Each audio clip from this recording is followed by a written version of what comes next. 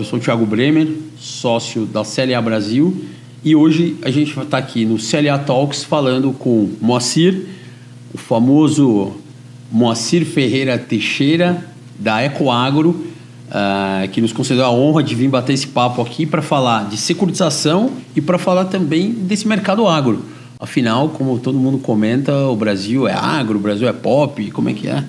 Moacir, obrigado mais uma vez por ter vindo, por dar essa oportunidade, acho que de todos conhecerem um pouco mais da sua história, da história da Ecoagro, e por a gente bater esse papo que com certeza vai ser muito legal, um papo falando sobre um mercado tão relevante hoje para a economia brasileira.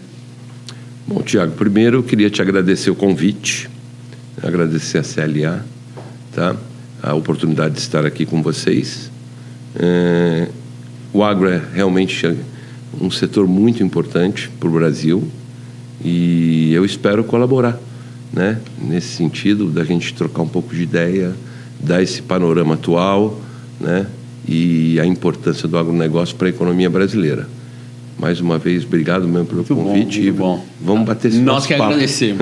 Obrigado. E eu queria começar que você contasse a sua trajetória até aqui, a sua trajetória, onde ela se encontra com agro, desde sempre ela foi agro, e contar um pouco do surgimento da Ecoagro, que hoje é uma das principais securitizadoras aí do Brasil, né?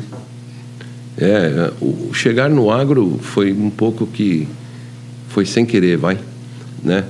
Eu sou economista por formação, trabalhava no mercado financeiro, tá? E em 1998 eu recebi um convite por um desafio novo, que era a criação de um banco que estava nascendo. Era um banco, o Banco Cooperativo do Brasil, né? A sede Brasília, e era um banco cujo acionista eram as cooperativas de crédito, tá? A nível de Brasil. Muito diferente do que eu fazia, porque eu trabalhava com as tesourarias, né? Aceitei, fui para lá montar a área financeira desse banco. E nesse trabalho eu acabei encontrando uma determinada solicitação de uma cooperativa, né? Que ela não queria pagar juros. Eu achei engraçado, né? No Brasil ainda, no né? No Brasil dos anos 90, 98, a taxa de juros era muito alta. E eram produtores de café, e ele queria fazer uma operação onde o café era o preço da operação. Então, determinava o número de sacas, e o valor da saca de café na época do pagamento era a operação que ele queria. Legal, fui olhar. Aquilo me agradou porque, como eu te falei, lá para trás eu trabalhava em tesouraria de banco, num período que o Brasil atravessou difícil dos planos econômicos, da moratória. O Brasil ficou sem crédito no mundo externo, né? Então as tesourarias eram muito atuantes. E aí fui olhar na antiga BMF, existia o mercado de café, era um mercado que já era precificado em dólar. A commodity café é uma commodity muito importante para o Brasil ao longo desses anos todos, era a principal negociação, junto com a parte de boi. E ali vi e tomei um susto. Achei que tinha feito uma conta errada, mas não, o que ele não queria pagar juros, ele estaria pagando um juros extremamente elevado na arbitragem que se permitia. Aquilo me chamou a atenção. De verdade, eu não conhecia o mundo do campo, né? Eu não tinha ideia. Mas vi ali uma coisa que eu falei: o agronegócio brasileiro cresce, isso aqui parece ser interessante e é desarbitrado. Criei a operação para eles, tá? E também percebi que não existia um título que conversasse com o mercado financeiro. Ali eu conseguiria fazer dentro do banco uma operação, mas não era aquilo que ia vingar. Bom, e assim foi. Fiquei lá 2 anos em Brasília, sede do banco. Resolvi voltar para casa, né? Voltei e fui trabalhar na Rio Bravo. O Rio Bravo era uma boutique de investimento, cujo principal acionista era o Gustavo Franco, ex-presidente do Banco Central, né? Eles eram muito fortes no setor imobiliário e não tinham nada de agro.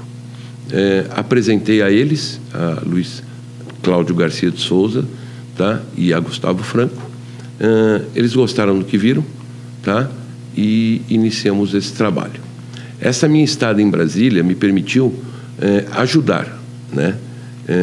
a desenvolver um produto chamado CPR Financeira, que era um título cuja liquidação era em valores, não em produtos. Isso assustava muito. A antiga Faria Lima de ontem era a Paulista ou a Líbero Badaró, né? E aí nasceu, e lá eu criei o primeiro fundo de investimento focado no financiamento do agronegócio.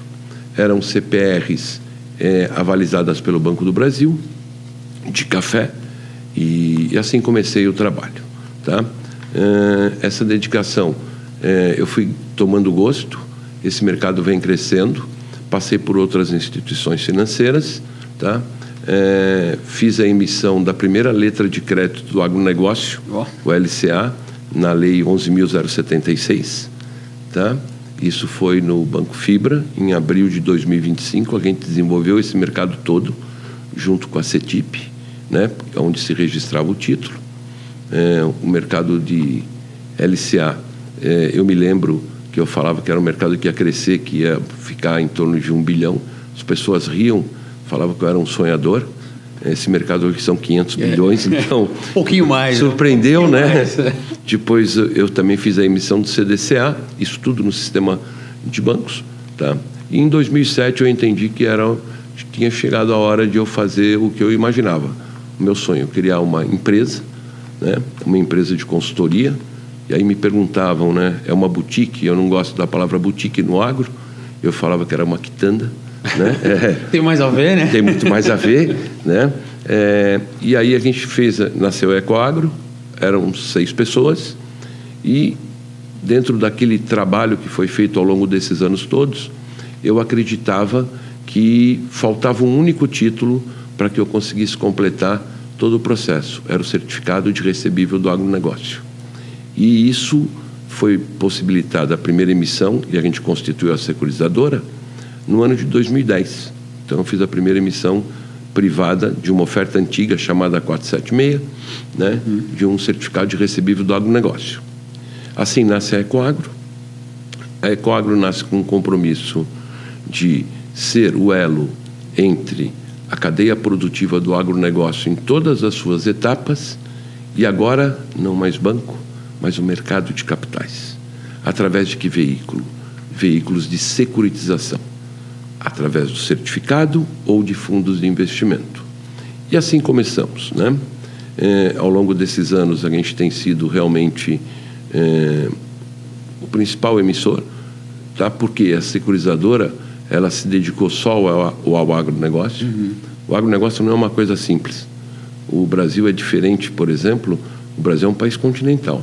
Então, as culturas são totalmente diferentes. Tem vários agros no Brasil. Você tem vários, exatamente, né? É que eu comento, a União Europeia, ela cabe dentro do Brasil. Então, você imagina, né? E cada país tem a sua característica lá. Então, nós somos Brasil, mas com diversas atuações. E se a gente não fizesse um trabalho bem elaborado, a gente poderia ter dificuldade. Foi assim que nasceu. Chegando para os dias de hoje, a gente fez esse trabalho todo. Eu tenho emitido em torno de 80 bilhões em certificados, é um número bastante expressivo, é a principal securizadora do agronegócio brasileiro. Na área de fundos, a gente desenvolveu um pouco a posteriori, mas temos hoje quase 8 bilhões de fundos só ligados ao agronegócio, tá? Dentre eles, o que para mim era o grande sonho, o Fiagro, né? O Fiagro foi um trabalho que a gente fez, mérito total da ex-ministra Tereza Cristina, que ela vai, com certeza, ela marcou o seu nome na história, né? Eu brinco que tiveram vários ministros, mas 3, eles são muito importantes nessa história de crescimento. Alisson Paulinelli, que faleceu no ano passado, foi o precursor de tudo isso. Depois o ministro Roberto Rodrigues e a ministra Tereza Cristina. Então ela entendia da necessidade de novos produtos. Ela fez a lição de casa, nasceu o certificado de recebível do agronegócio referenciado em dólar. Esse vai ser um grande financiador num futuro próximo, tá? E o Fiagro. Fiagro é o que ela me cobrava e nós fizemos. A democratização do investimento. permitir que o pequeno investidor urbano, não só urbano, mas principalmente urbano, pudesse investir valores menores, mas que são valores significativos para eles, tá? Na atividade produtiva, agronegócio. Muito bom, muito bom. E quando a gente, Foi isso. E quando a gente pensa nessa trajetória, então a gente está falando de uma trajetória de protagonismo e de liderança focado nesse segmento agro, ou seja, vem de uma questão, introduz o mercado financeiro ao agro, ou agro ao mercado financeiro e posteriormente ao mercado de capitais. E a gente vem acompanhando nos últimos anos a própria CVM, né, em diversas manifestações, dizendo assim, olha, nós queremos nos aproximar do agro, né? Porque evidentemente que o número é bastante expressivo, você comentou, tal, mas eu acho que tem muita lacuna ainda, tem muito produtor, talvez, que ainda não tem acesso a esse crédito, né? E quando a gente começa a refletir sobre isso, a gente até pega um gancho no Plano Safra, recente, e aí estamos falando de créditos ali superiores a 500 bilhões, quando a gente olha em termos de volume. E aí eu pergunto para você, uma reflexão sobre essa questão de Plano Safra. É um volume expressivo, quando a gente pensa, né, nominalmente, o quanto disso chega de fato na ponta, e quais são as principais implicações que você enxerga hoje quando a gente pensa assim, o que esse mercado realmente, o que pode ser feito no mercado, e vocês na Ecoagro têm tentado e têm feito muito, né, em relação a isso, mas o que pode ser feito para fomentar mais, para que esse crédito chegue mais na ponta, para que de fato a gente não fale simplesmente de dar um crédito para o cara produzir, comprar o que ele vai comer amanhã e, sabe, tipo, aquela história de vender o almoço para comprar janta, mas que realmente você possa trabalhar com o desenvolvimento desse mercado agro e possibilite esse cara mudar de patamar, a investir de fato, a investir em tecnologia, né? Porque tudo isso vai fazer, se a gente de fato é um país de agro, ou talvez em dimensões continentais, como você bem comentou, um continente de diversas culturas de agro, poxa, por que não que esse investimento faça parte e chegue a todos, né? Então, quando eu vejo os números de Plano Safra e dos outros financiamentos, parecem números extremamente relevantes. Agora, quanto disso chega lá na ponta de fato? Pô, a pergunta é boa, né? Eu vou tomar liberdade, eu até fiz agora um estudo recente, né, do Plano Safra. Eu sou um crítico da forma que o Plano Safra hoje ele se trabalha, tá? Mas reconheço a importância dele. Acho que atirar pedra só não é um caminho saudável. Não é fácil, né? Você tem vários interlocutores, né? Como criticar o trabalho que o Banco do Brasil e só ele fez no passado, né? Então, agora, ele precisa se modernizar, como a nossa agricultura se modernizou. Em 1979, o Brasil era importador de comida, de alimentos, né? E o Brasil, através de tecnologia e de pesquisa, liderados pela Embrapa, né? O Brasil alcançou um patamar fantástico, tá? Na agricultura tropicalizada. A nossa agricultura é diferente da agricultura do mundo, né? Ela é diferente por quê? Porque o Brasil, não porque o Brasil tem terras boas, né? Eu diria para você que a agricultura americana, argentina, ucraniana, tá? As terras são mais férteis que as terras brasileiras, não na sua maioria, mas vou focar no Cerrado, né? Que hoje é o grande produtor de grãos do Brasil. A terra do Cerrado, no sentido de produção, ela é uma terra pobre, ela demanda muito insumo, muito calcário, muito defensivo. Mas então qual a diferença dela? A diferença dela está na luz, a luminosidade e na quantidade de água. Então, esses dois principais, luz, água, agregando tecnologia e pesquisa, a gente conseguiu desenvolver um país que produz não uma safra, produz duas safras, né? Então começa a se transformar no grande diferencial, tá, da agricultura brasileira. Esse é o primeiro ponto. Ela cresceu ao longo desses anos. A gente passou a ser o grande exportador líquido de alimento, né? O Brasil, que não alimentava os seus 120 milhões de pessoas, né? Hoje 210, o Brasil hoje alimenta 1 bilhão de pessoas no mundo. Você está dizendo que a gente passa de uma posição importadora de comida, alimento para exportadora para 5 vezes mais do que eu tenho de população. E o mundo, a OCDE e o mundo fala que o crescimento, principalmente na região da Ásia, né, populacional, vai demandar mais comida. E que o grande provedor desse processo chama-se Brasil, né? É diferente. Assim, eu gosto até de pegar exemplos. Uma indústria, né? Vamos lá. A gente está numa discussão de guerra comercial entre Estados Unidos e China. E aí, os Estados Unidos, que é uma grande nação, é a principal nação, né, do mundo ocidental, ele resolve fechar uma fábrica ou parar de produzir na China componentes eletrônicos. Ele traz para dentro de casa, traz para os Estados Unidos. Isso pode gerar inflação? Pode, mas o que eu digo para você? Ele vai conseguir produzir lá e no tempo vai resolver, tá? Voltando para o meu mundo, nosso mundo agro. Então, vamos escolher o Brasil, a gente não quer. Quem que vai ser? Não tem.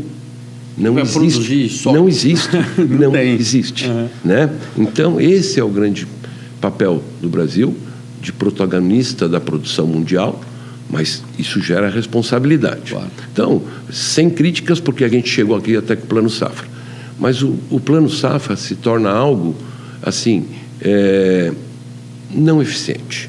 Essa história, por exemplo, de divulgar o plano a cada ano, isso mostra uma falta de estratégia de longo prazo. Uhum. Tá? Isso é minha opinião. Nesse ano, se faz aquela festa com os jornalistas, lá os políticos, 500 bi, tal, mas naquela reunião ninguém falou sobre seguro rural.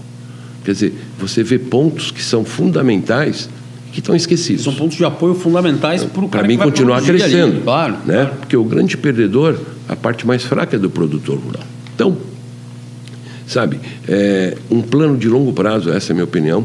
O Brasil tem uma ineficiência logística de infraestrutura assustadora, seja no item armazéns, seja no item transportes rodoviários, portos, né? Então, o Brasil é muito carente desses processos. E a gente precisa melhorar, porque a gente acaba tendo uma falta de produtividade, uma perda muito grande. Então, esses são os pontos críticos, da minha opinião. Desenvolvimento da infraestrutura. Ora, então, por que um plano de longo prazo? Porque se o Brasil prevê, daqui 5, 10 anos, está produzindo não mais 320, 330 milhões de toneladas, mais 400 milhões, e eu tenho hoje um déficit de armazenagem da ordem de 60%, se eu não fizer um planejamento para chegar lá, é melhor não chegar, porque muita coisa vai ficar no chão. E o grande perdedor sempre é o pequeno, o produtor rural. Uhum. Né? Então, esses pontos, né? Você perguntou, então essa é uma sugestão nossa, mudanças. Eu não quero dinheiro subsidiado. Essa palavra ela é agressiva e ela não transporta a realidade. Uhum. O Brasil subsidia 3% da sua agricultura, a França 19%. Mas parece que eu faço subsídio total. Isso não é verdadeiro, é uma imagem negativa que o Brasil vendo para fora, tá? O que é uma pena, mas é o que acontece. Uhum. Então, no plano atual, você sabe que o Plano Safra representa 33% somente da necessidade dos recursos para o financiamento de uma safra. 42% vem do mercado de capitais e de fontes privadas, tá? E 25% recursos próprios de produtores. Tá? Então, esses números vão mudando. As cooperativas... As cooperativas entram aqui nas fontes privadas, sabe? Tá. Mas é capital próprio. Então, você percebe que isso, se de repente eu derivar por um seguro, porque os problemas climáticos estão aí. Claro. A cada ano, eu não vou discutir se é aquecimento, eu não vou entrar nesse detalhe, mas os problemas existem. Claro. Existem. Né? O Sul vem sofrendo há 5 anos. Tá? Então, se você não tem um seguro, esse é um outro ponto importante. Os Estados Unidos, o grande provedor do crescimento americano da produção agrícola foi uma coisa chamada seguro, né? E no Brasil é inexistente. Tá bom? Então, a gente tem que começar a pensar grande, pensar maior. E eu entendo, então, que esses movimentos aí são bons. Os títulos existem, tá? E o outro problema que a gente convive e vive é crédito. Porque o agronegócio, ele demanda capital na hora certa, diferente de outros setores. Então, se o dinheiro não estiver disponível, você não vai conseguir. Não adianta conseguir daqui a 6 meses, não, né? Não, vou conseguir uma linha daqui a 3 meses para você. Já planta, não adianta nada. Não, você não planta o dia que você quer e nem colhe. E a produção é cara, né? Porque ela demanda mão de obra, ela demanda insumos, ela demanda uma série de coisas para que você possa, né? Alguma tecnologia de monitoramento, de plantio, de colheita, de uma série de coisas. É isso. Além de todos os efeitos posteriores de armazenagem, logística, etc. Agora, você estava falando e eu estava pensando aqui, né? Quando a gente fala de um plano de longo prazo, a gente sabe que hoje pouca coisa é feita de longo prazo, para não dizer praticamente nada é feito de longo prazo.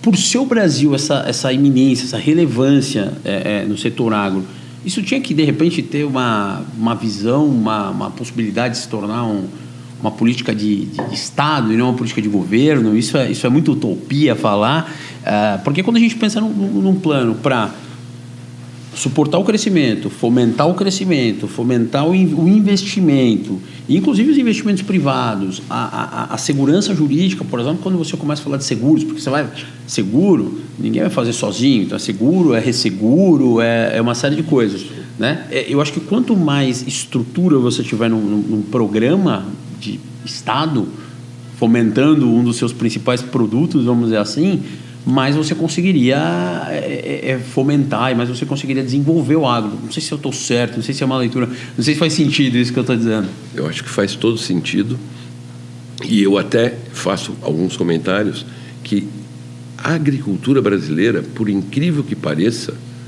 ela não está focada em planos de governo.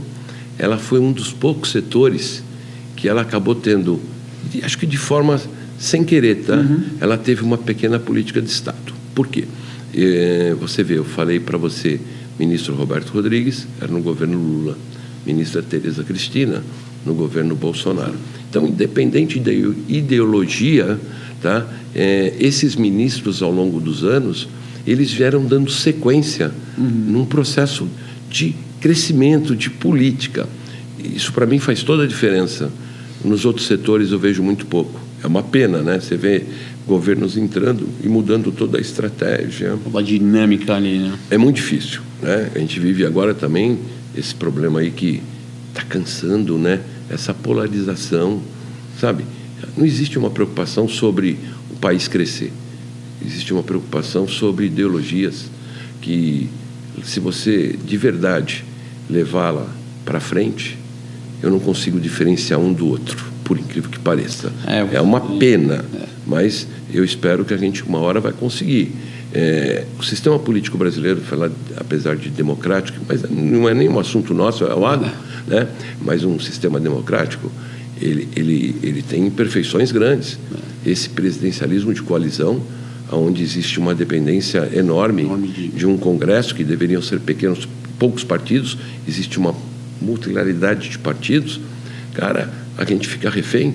Olha hoje, quanto tem de emenda, sabe? O legislativo forte, o executivo se apoiando no judiciário. Quer dizer, isso tudo é ruim para o país. É muito ruim. E o agro é o principal motor, né? Todas essas reservas bancárias, reservas que o Brasil constituiu ao longo desses últimos 30 anos, eles foram basicamente de commodities, sejam minerais, sejam agrícolas, né? O Brasil é o grande exportador de minério de ferro, de soja, de carne, agora de petróleo, né? Então, é um país onde a indústria retrocedeu, né? É um país que nasceu nos anos 70 com 900 e poucas empresas negociadas em bolsas, e hoje, infelizmente, são 300. Então, em 47 anos, em vez da gente crescer, a gente reduziu. São números tristes, né? Mas que a gente vai trabalhando. Então, no agro, eu acho que deveria se pensar num plano de longo prazo para que, ano a ano, fosse revisitado, tá? E fizesse os ajustes naturais. Nunca me esqueço de um chinês, né? O pessoal foi para a China fazer a visita numa cidade, pegaram uma estrada, 300, 400 quilômetros, e andaram na estrada. Ela tinha 6 pistas para ir, 6 para voltar. E o pessoal indo, uma estrada maravilhosa, mas eles não viam carro nem na frente, nem no lado, nem atrás. E aí fizeram a pergunta pro guia lá, né, pro tradutor. Pô, uma estrada tão bonita, mas por quê? Né? A gente não vê trânsito, não vê nada. O que é isso, né? Foi desperdício de governo, tudo?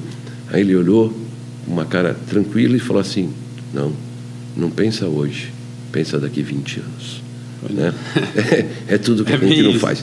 Aqui eu tenho um rodoanel há 40 anos para ser construído.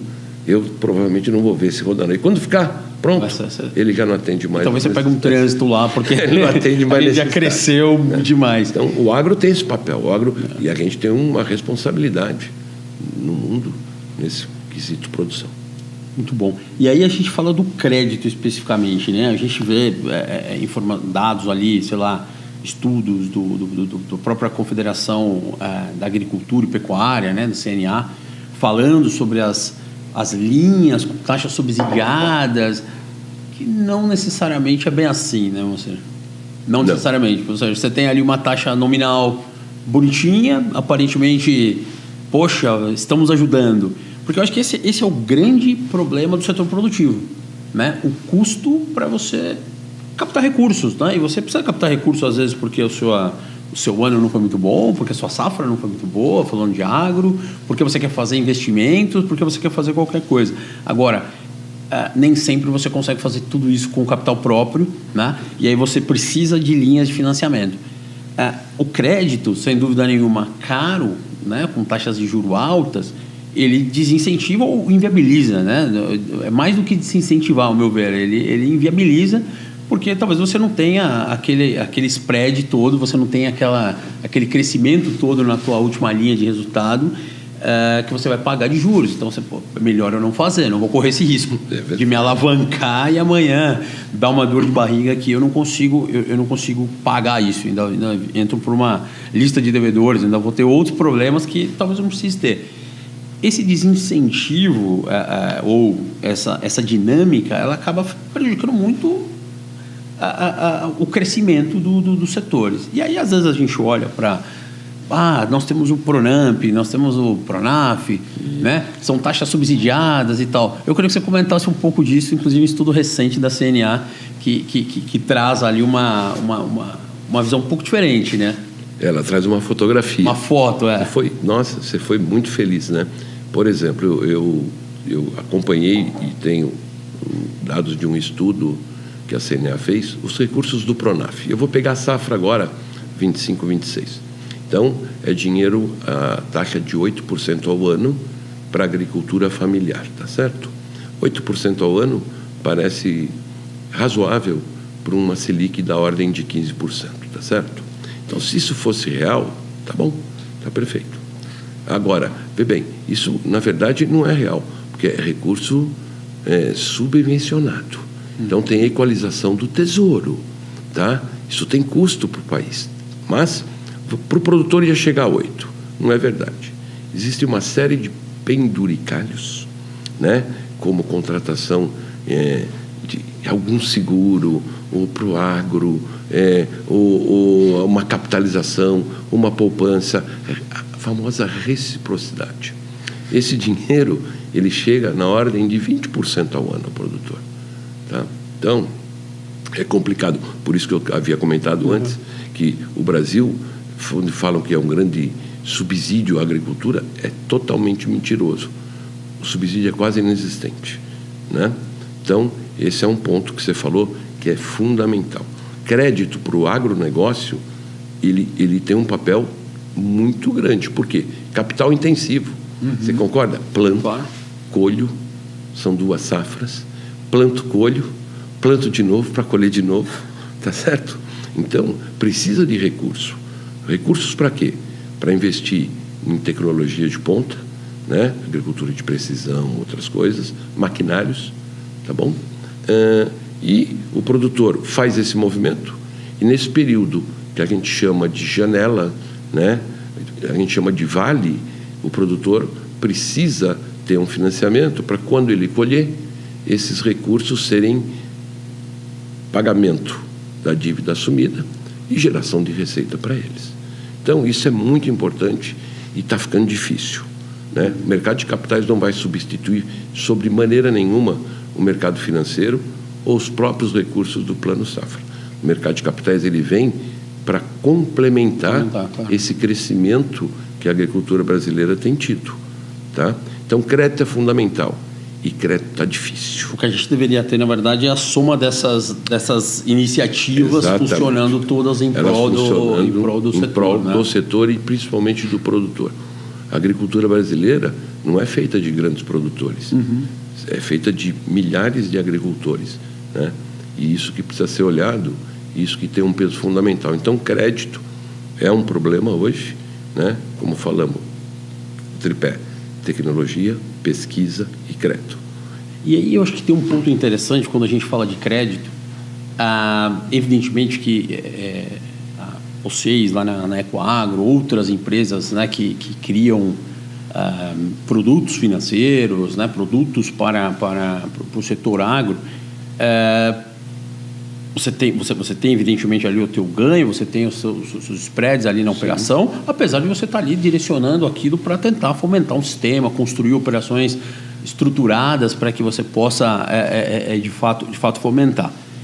Por outro lado, o empresário que dá o crédito, ele tem o risco do crédito. Sim. Né? E muitas vezes ele não consegue calçar o crédito, vamos dizer assim, né, como a gente fala, porque você não tem uma composição adequada de garantias, porque você também tem um setor com pouca governança em relação àquilo que a gente conhece de padrões de governança de empresas que tomam crédito, né? Não estamos dizendo que também você vai esperar que setores de agro sejam iguais a setores industriais, por exemplo, né? Mas eu acho que você tem...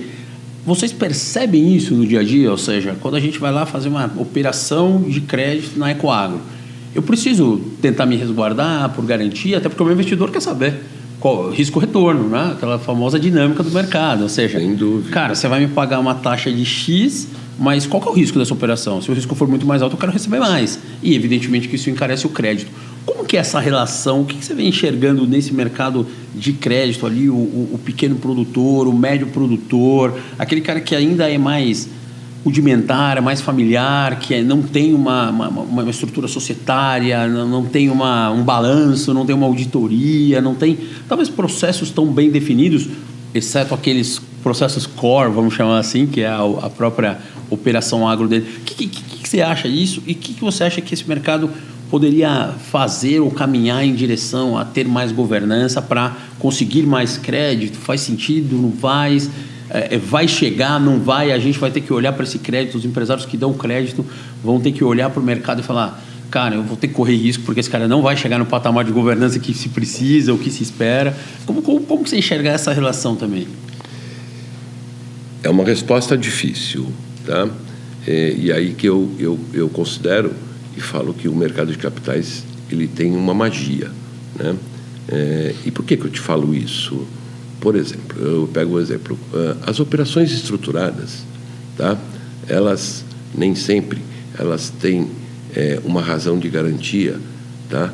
De você conhecer. Por isso que foi no começo eu te falei que o projeto Ecoagro eu deveria estar focado 100% no mundo agro, né?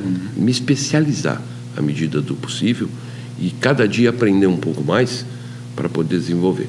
Então, aqui eu falo até, vou citar um veículo nosso, que é um fundo de investimento, é um FIAGRO, que eu constituí junto à CNA, a Confederação Nacional da Agropecuária. Ela é muito preocupada, ela tem lá em torno de 200 mil associados, né, que são produtores, 2.600 técnicos agrícolas no campo, e ela é muito preocupada em acessar recursos, produtores, muitos pequenos. Então, constituímos esse fundo, onde eu tenho o técnico preocupado em nos ajudar a monitorar e em acompanhar o parceiro do campo, tá certo? E a taxa de juros desse fundo, ela é hoje em torno de 16%, é a taxa mais barata que tem no mercado, tá? Para o pequeno produtor. Qual o objetivo desse fundo?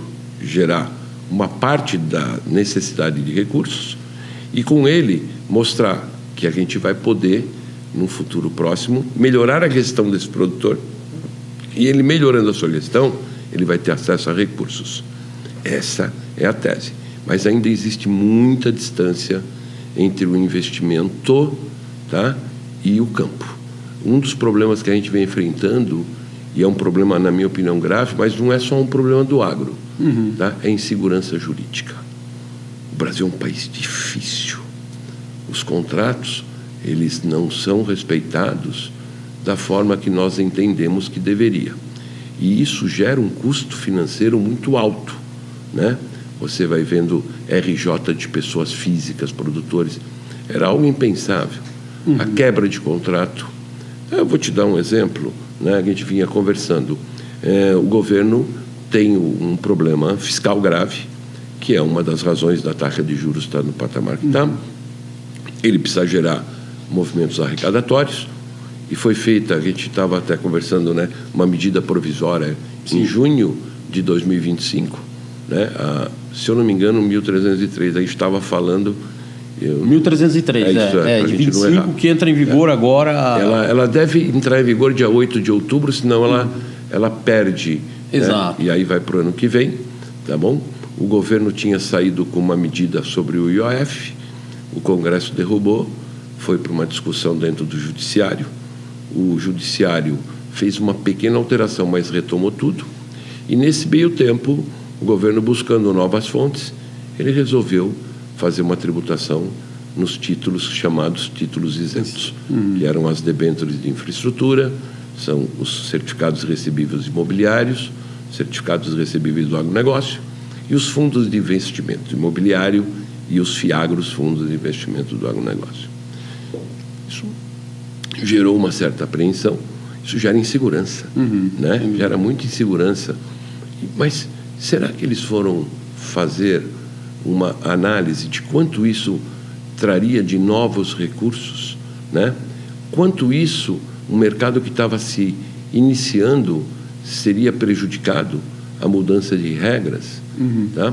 Eles não sabem que existem quase 3 milhões de investidores, a grande maioria pessoas físicas, nos fundos imobiliários, sendo que 70% deles têm aplicado entre R$1.000 e R$60.000. Então, aquela famosa história do rico e pobre, né, que infelizmente voltou, tá, ela não tem sentido aqui. Nos FIAGROS, que são recentes, 2021, são 580 mil investidores. Cara, isso é poesia para mim, é bonito, né? Você vê o cara de 5 mil, 10 mil, ganhando a remuneração exatamente igual do investidor de 10 milhões. Né? Na verdade, você tem oportunidade para os dois lados, né? Você dá tem a oportunidade de trazer o crédito e para o investidor atuar no mercado de capitais, fomentando um setor legal e tendo um benefício, né? Não aplicando a 50% do CDI lá. Essa é a magia do mercado de capitais no mundo inteiro, né? Um país desenvolvido tem um mercado de capitais muito evoluído. Então, e essa medida provisória, existe toda uma discussão, a gente conversa muito. Eu espero que o governo analise, e está fazendo esse trabalho. Ele escutou a sociedade através dos seus representantes, né, mostrando isso. Então a gente vai estar esperando aí para a próxima semana, próximo mês, na verdade, para ver para onde vai. Eu tenho quase certeza que ele vai ter responsabilidade, ele vai enxergar que o que está é muito bom, sabe? E mudar isso agora não seria saudável, porque esses fundos imobiliários e os fundos do agronegócio, eles são perpétuos. Eu vou embora, meu filho vai embora, meu neto vai embora, e esse dinheiro vai ser direcionado sempre para o agronegócio brasileiro, ou para a construção civil, que são os dois maiores empregadores nesse país. Até porque quando a gente vai... até para falar um pouco, né, para quem está nos ouvindo, sobre essa questão da medida provisória, o que ela traz, na realidade, ela pega ativos, né, investimentos hoje que são incentivados, ou seja, tem isenção de imposto de renda para pessoas físicas. Exato, e ela corta esse incentivo. Ou seja, então eu vou deixar de trazer o fomento para alguns setores, né? Eu passo eu deixo de incentivar, talvez sem que o propósito de incentivo tenha sido analisado se está cumprido ou não. Por tudo que a gente conversou aqui, parece que temos uma curva muito longa ainda para desenvolver, né? E ao mesmo tempo eu tiro uma possibilidade de trazer pessoas físicas para o mercado de capitais, que nem você falou, ticket de 1 a 60 mil, ou seja, um ticket médio muito, muito baixo, né? Que você começa a remunerar de uma forma diferente. Então, realmente isso traz um impacto interessante. Me lembra até quando a gente estuda economia, né? E, me corrija se eu falar alguma besteira, mas é aquela curva de Laffer. E, não adianta você aumentar a arrecadação a partir de um determinado, ou aumentar a alíquota a partir de um determinado ponto, você não vai aumentar a arrecadação. E eu acho que quando você olha para esse incentivo deixando de existir, putz, deixou de existir, vou arrecadar mais. Não é esse investidor ele vai embora, ele vai voltar para o... Pode até retroceder. Isso é fato. Cara, teve uma história lá na Ecoagro muito legal, né? Um determinado dia, eu passando na nossa recepção, tinha um cidadão conversando com a pessoa da recepção e ele queria falar sobre o fundo da Ecoagro do agronegócio. E por uma coincidência eu estava passando lá na recepção e falei, pois não, né? Vamos. E aí eu levei ele a uma sala. Ele chegou e falou assim, olha, moço, sabe, eu sou do Goiás. Eu falei, ele falou, sou garçom, vim para São Paulo para ganhar a vida, né? E eu tenho um dinheirinho guardado aí, né? E o assessor me apresentou o fundo, que era agro, e eu sou apaixonado pelo agro, e eu apliquei. Eu apliquei 20 mil, mas olha, moço, por senhor pode não ser muito, mas representa quase 50% das reservas que eu fiz para ajudar minha família lá. Eu falei, não, vamos conversar. E explicando para ele, conversando, um papo gostoso. Aí, de repente, entrou uma executiva da Eco e fala assim, Moacir, desculpa te interromper, mas eu preciso muito que você assine esse documento agora. Eu falei, tá bom, me dá aqui. Peguei a caneta e assinei. Rapaz, o cara ficou branco, amarelo. Aí ele me olha e fala assim, você é o Moacir? Eu falei, sim. Mas eu sou o dono, o que o senhor está me atendendo? Olha que loucura. Olha, né? Então, são pequenos movimentos. A Ecoagro é uma empresa assim, ela é pequena, não tenho nem como comparar com os grandes fundos, nada. Mas eu tenho um fundo, o Fiagro, de 300 milhões de reais de patrimônio agora, que começou lá em novembro de 21 com 30 milhões, eram 600 investidores. Hoje são 12 mil. Poxa. Então, olha, são 12 mil pessoas físicas que têm a sua rentabilidade mensal dos dividendos, né? Financiando o agronegócio brasileiro numa taxa competitiva, dentro de prazos competitivos. O mercado de capitais, o prazo médio de financiamento são de 4, 5 anos, diferente do sistema financeiro tradicional, que faz o desconto do recebível em alguns casos, né? Então, são essas coisas que a gente fala, poxa, mudar a regra, isso não é bom em lugar nenhum. Então, mudanças de contrato, mudanças de regra, a insegurança jurídica, uma execução no Brasil é um desastre. É um desastre, tá? Por melhor que você esteja estruturado, você vê cenas que nem Deus acredita, né? É o que é chamado custo Brasil. Mas, enfim, a gente tem que lutar contra isso, tentar melhorar isso, né? E é o que a gente luta. Então, o crédito hoje é um problema no agronegócio brasileiro. Estamos trabalhando para que isso se resolva. Minha preocupação, como a gente falou, é que a gente não tem estrutura de infraestrutura, e isso traz um prejuízo gigante para o produtor. Ele não tem um silo dentro da fazenda dele para armazenar soja ou milho na hora certa.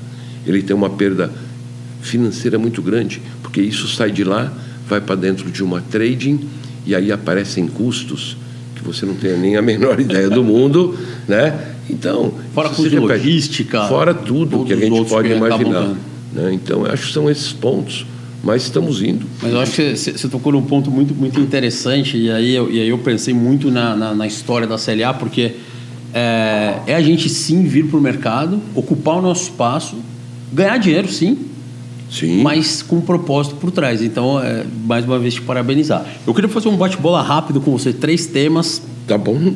Pequeno ou médio produtor, quem sofre mais? Pequeno. Brasil ou mercado internacional? Onde está o maior potencial para o produtor brasileiro? Em termos de exportação, em termos de gerar negócio? O Brasil, né? Aqui eu vou pedir rápido. Não, fica à vontade. Eu falo demais. Não, mas tudo bem. É isso, a ideia é essa. Mas assim, né? O Brasil é um marketing negativo. Você sabe que eu não uso nem 30% da minha área de capacidade produtiva. Tenho de pastagens degradadas uma enormidade que poderiam ser recuperadas sem derrubar uma árvore.